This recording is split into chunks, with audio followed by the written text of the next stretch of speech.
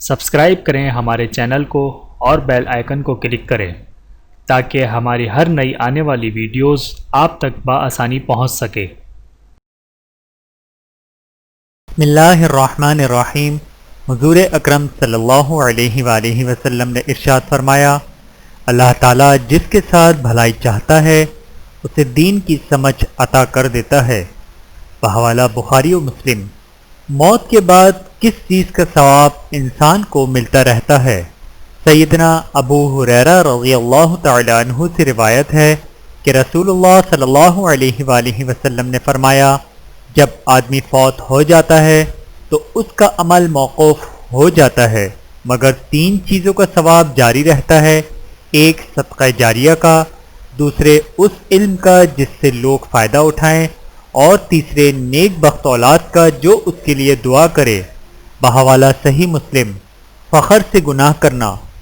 رسول اللہ صلی اللہ علیہ وآلہ وسلم نے فرمایا، میری امت کے تمام لوگوں کے گناہ اللہ بخش دے گا سوائے ان لوگوں کے جو گناہ کر کے لوگوں کو فخر سے بتائیں کہ ہم نے یہ گناہ کیا ہے۔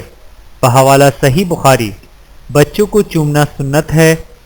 ایک دن رسول اللہ صلی اللہ علیہ وآلہ وسلم نے حسن بن علی رضی اللہ تعالی عنہ کا بوسہ لیا تو ایک صحابی اقرع ابن حابس رضی اللہ تعالی عنہ نے، جو اس وقت آپ کی خدمت میں حاضر تھے، کہا کہ میرے 10 بچے ہیں اور میں نے ان میں سے کسی کا کبھی بوسہ نہیں لیا۔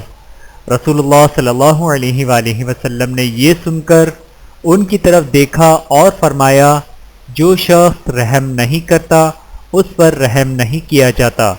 بحوالہ بخاری و مسلم۔ نبی کریم صلی اللہ علیہ وآلہ وسلم کی سنت، لوگوں سے ملتے وقت مسکرانا، اندھے کو راستہ دکھانا، راستے سے پتھر ہٹانا، جب مریض کی عیادت کو جانا تو اسے اپنے لیے دعا کرنے کو کہنا، کیونکہ مریض کی دعا فرشتوں کی دعا کی طرح ہوتی ہے۔ سرسبز و شاداب رہے وہ شخص جو میری حدیث سنے اور اسے دوسروں تک پہنچائے۔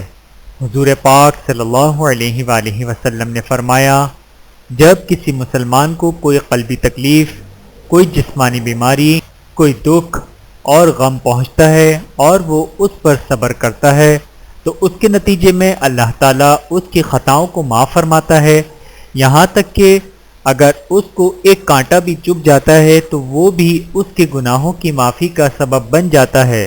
بحوالہ بخاری و مسلم۔ اللہ تعالی ہم سب کو عمل کرنے کی توفیق عطا فرمائے، آمین ثم آمین۔ ویڈیو دیکھنے کا بہت شکریہ۔ مزید ویڈیوز دیکھنے کے لیے ہمارے چینل کو سبسکرائب کریں۔ اگر ویڈیو پسند آئے تو لائک کریں۔ اچھی بات کو دوسروں تک پہنچانا صدقہ جاریہ ہے۔ جزاکم اللہ خیرا کثیرا۔